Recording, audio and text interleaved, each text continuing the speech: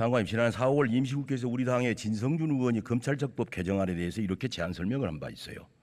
합의문 제2항에서는 검찰청법 제4조 검사의 직무 중 공직자범죄, 선거범죄, 방위사업범죄, 대형 참사를 삭제한다. 검찰의 다른 수사기관의 범죄 대응 능력이 일정 수준에 이르면 검찰의 직접 수사권은 폐지한다고 합의. 또 본수정안은 이 개정범죄란 4조 1항 1호 과목 중 부패범죄, 경제범죄 중을 현행법과 같이 부패범죄, 경제범죄 등으로 수정. 이는 합의를 법률조문에 보다 분명하게 반영하려는 것이나 검사가 부패범죄와 경제범죄에 한하여 수사를 개시할 수 있도록 한다는 입법 취지는 다름이 없습니다. 이렇게 말한 바가 있어요. 그 당시 박병석 국회의장님께서 이번 검찰청법 개정안은 검찰의 직접 수사 대상 범죄를 부패범죄, 경제범죄로 한정함으로써 종전 6개 분야에서 2개 분야로 축소했습니다. 또한 국민 여러분의 우려를 반영하여 선거범죄 수사권에 대해서도 6월 1일 지방선거가 끝난 뒤 6개월, 즉 연말까지 존치하도록 보완하였습니다. 이번 검찰개혁 법안이 수사권과 기소권의 분리라는 원칙을 정립하는 계기가 될 것이라고 생각합니다. 라고 말씀하셨어요. 장관님, 이런 내용을 정확히 알고 계시죠? 예, 제가 답변 올려도 되겠습니까? 저는 법문을 넘어서는 입법 취지나 해석은 없다고 생각합니다. 1이라고 써놓고 2라고 읽어달라고 하시는 것은 저는 그동안의 우리 입법 해석이라든가 여기에 정확하게 반하는 것이고요. 저는 법률이 위임한 범위 내에서 적법하게 시행령을 만든 것이고 그것이 지금 시행되고 있는 것이다라고 말씀드리겠습니다. 이건 말이죠. 장관, 이걸 한번 생각해 주셔야 돼요. 양당 의원총회를 거쳐서 합의를 했던 것이 파기된 것은 이번이 최초입니다. 국회의장과 같이 양당에서 모여가지고 회의에서 파기가 된 건 있지만은 양당 의총을 거쳤어요. 두 번째로 인수위에서, 그 당시 대통령 인수위에서 여야 합의를 존중하겠다라고까지 얘기했어요. 근데 어쨌든 그 등과 중으로 인해서 논란이 좀 많은데 뭐 이것이 정답이냐 오답이냐는 시간이 지나면 밝혀질 겁니다. 예. 화면 한번 봐주시겠습니까? 역대 대통령 취임 100일 지지율을 보니까 윤석열 대통령 광우병 사태라는 예외적 상황이었던 이명박 정부를 제외하면 역대 정부에 가장 낮습니다. 장관님은 국무위원 한 사람으로서 이 낮은 국정 지지 원인이 뭐라고 생각하세요? 제가 원인을 분석할 만한 위치에 있지는 않습니다만 국무위원회 한 사람으로서 책임감을 가지고 열심히 하겠다는 말씀드리겠습니다. 그 이상을 제가 뭐 분석하거나 평가할 만한 주제에 있지는 않습니다. 아, 그렇습니까? 그럼 다시 화면을 봐주세요. 여러 진단이 있을 수 있지만 취임 100일을 맞는 여론조사를 보면 국민은 공직자 인사를 가장 부정적으로 보고 있어요. 24%입니다. 장관님, 윤석열 정부의 인사는 참사에 가까워요. 낮은 국정 지지도의 원인입니다. 인사 검증 책임자로서 이 사실에 대해서 어떻게 생각하세요? 인사 검증 업무가 저에게 1차적 객관적 1차적 업무를 저희가 수행하게 된 것은 맞고요. 책임감 있게 업무를 수행하겠다는 말씀을 드리겠습니다. 위원님 잘 아시다시피 인사에 관한 국민들의 눈높이는 굉장히 높지 않습니까?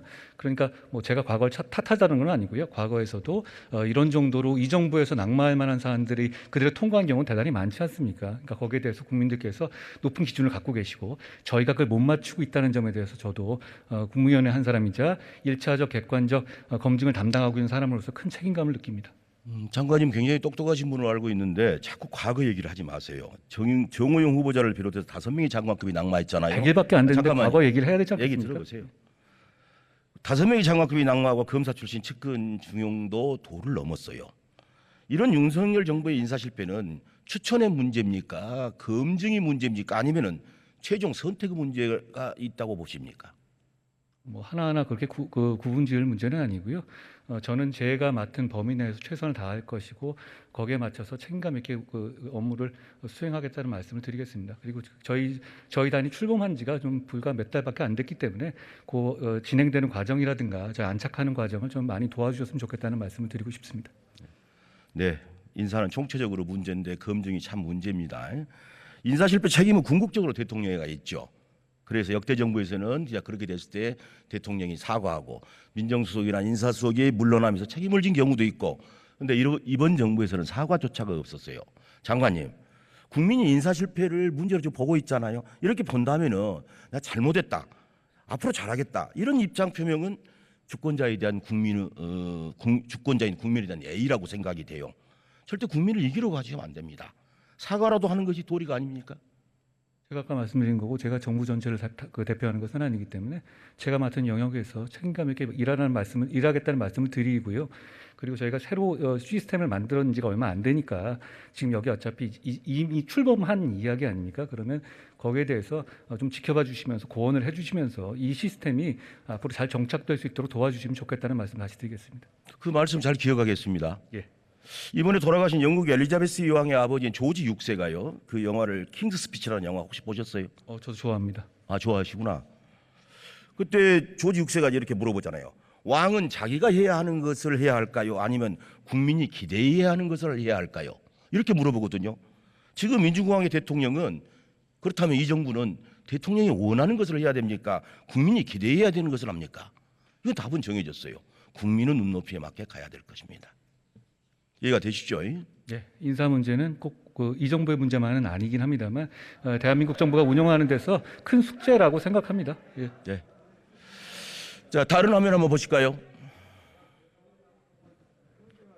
차기 9월 14일 보도된 차기 지도자 적합도에서 우리 야권의 이재명 대표가 40% 1위를 차지하고 있고 우리 한 장관님이 18.5%로 여권 주자에서 1등이에요.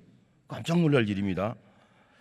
대통령과 정부는 역대 최저 지지도를 달리고 있는데 대통령 최측근이라고 불리는 장관님이 그것도 집권 초기에 이렇게 차기 문제가 벌써 거론되고 이렇게 되는 거예요? 제가 원한 결과는 아니고요. 말씀드린 것처럼 저는 법무부 장관으로서 역할을 충실하게 수행하고 하려고 노력하고 있고 부족한 점이 아직 많이 있습니다. 아, 장관 위원 이렇게 해야 됩니다. 여론조사 문항은 각 여론조사기 알아서 하잖아요.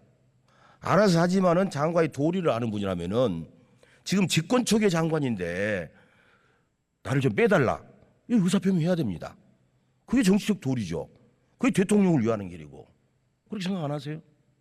그게 정치적 도리까지 되는지 모르겠습니다만 저게 그럼 인간적 저와는 무관한 것이고요. 지금 저렇게 되고 있는 상황에서 제가 여기서 뭐 빼달라 말라 이거 자체가 오히려 더 호들갑 떠는 것 같다는 생각은 전 듭니다. 그렇지 않습니다. 집권 초기에 벌써 차기 대권 주자가 이런 정부가 어디가 있어요? 저 진짜 문제가 큽니다. 얼마 전에 장관님께서 신임 검사 대상으로 그 강연을 하셨는데 참 인상적으로 봤어요. 그 소설 모비딕 좋아하시죠? 뭐 제가 좋아하는 책이긴 합니다. 그렇죠. 그 스타벅이 이런 말을 해요. 고래를 두려워하지 않은 자는 내 배에 태우지 않겠다.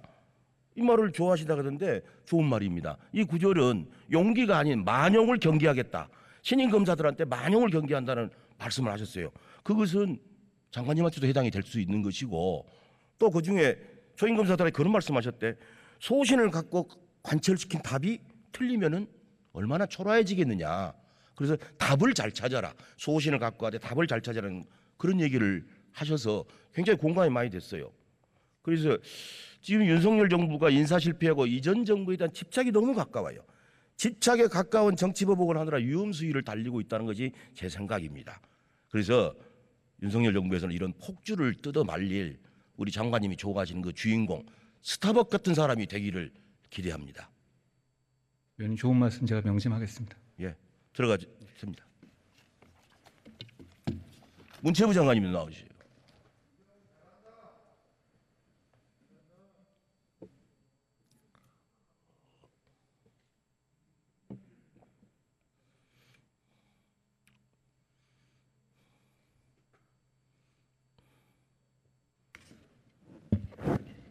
장관님 청와대 개방 예산에 445억 중에서 48억짜리 예산을 요구를 했던데 네. 한 4줄입니다. 이렇게 날림으로 편성된 정부 예산 어디다 쓰시려고 그래요? 그 청와대에 대한 여러 가지 그 프로젝트를 만들고 청와대 콘텐츠 4개 콘텐츠, 문화예술 콘텐츠, 대통령 역사문화, 5만여 그루에 있는 수목원, 그리고 전통 문화유적지를 보존 관리 국민께 알리는 예, 이런 좋습니다. 예산입니다. 아, 그렇습니까? 저 장관님, 저 대통령에게 보고한 청와대 활용 방안 있잖아요. 네, 사전에 총리님께도 보고 드리고 관계부처 협의하셨나요? 관계부처 협의했습니다. 총리님께도 보고했어요? 네, 총리실 그 이따 한번 이- 총리가 우리 여쭤볼 겁니다. 네네 총리님께 직접 보고가 됐는지는 확인할 수 없습니다. 그 보고는 된지 아닌지 모르겠다. 지난 7월 12일 날 청와대 관람객 1,000명을 대상으로 해서 문화재청이 여론조사를 발표를 했어요. 화면 한번 보시죠. 뒤에 화면 한번 보세요. 거기 보시죠. 네. 지금 원형보존이나 역사문화 공간 조성에는 거의 70%, 60%가 넘습니다. 63% 정도. 전시장 등 새로운 문화예술 공간 조성은 불과 15%입니다. 그런데 지금 그걸 새로운 걸 만들려고 자꾸 노력을 하시대. 그렇지 않습니다. 이게요, 윤석열 대통령도 후보 시절에 뭐라고 했습니까? 국민들께서 결정하시게 하겠습니다. 많은 사람들 의견 들어서 투명하게 의사결정을 할 것입니다. 이렇게 돼 있어요. 장관님. 그러면 대통령께 보고된 미술전시 공간으로서 청와대 활용 계획 이반자는 장관님이십니까? 아니면 누구 다른 사람입니까? 제가 했습니다. 아, 저희 그래요? 문체부의 그 역량과 정책적 감수성에다가 문화재청 대통령관리비서실 내 지혜와 의견을 모으고 설계하고 추진했습니다. 무엇보다 국민들의 고견과 전문가의 의견을 모아서 보고를 드린 겁니다. 청와대 관리 활용 자문단에 김방은 대표가 있던데 아십니까? 활용자문단에요. 잘 모르시죠? 활용자문단은 대통령실에 있기 때문에 화면 한번 보실까요? 네. 이 김방은 씨는 윤석열 대통령 부부 결혼식 주례를 본 정상명 전 검찰총장하고 사돈지간이에요. 그 윤 대통령의 멘토인 정 총장님의 사위가 김용식이고 김은방의 친동생입니다. 김용식은 윤석열 대선 캠프 때부터 문화예술 정책을 도왔어요. 장관님, 그러면은 문체부가 책임 있게 그런 말씀을 지금 못 하실 건데 대통령 내 주변에 김방은, 김용식 남매가 주도하고 있다는 의혹이 지금 많아요. 어떻게 생각하세요? 저는 전혀 모르는 일이고 비서는 없습니다. 저희 책임하에 이런 걸 하고 있습니다. 그 말 책임지셔야 네, 됩니다. 그렇습니다. 우리가 세상에 비선 실세 최순실의 존재가 밝혀지기 전까지는 누구도 최순실의 존재를 인정한 사람이 없었어요. 그러나 나중에 나오게 된 겁니다. 이거 반드시 명심하셔야 됩니다. 들어가 주시죠. 네.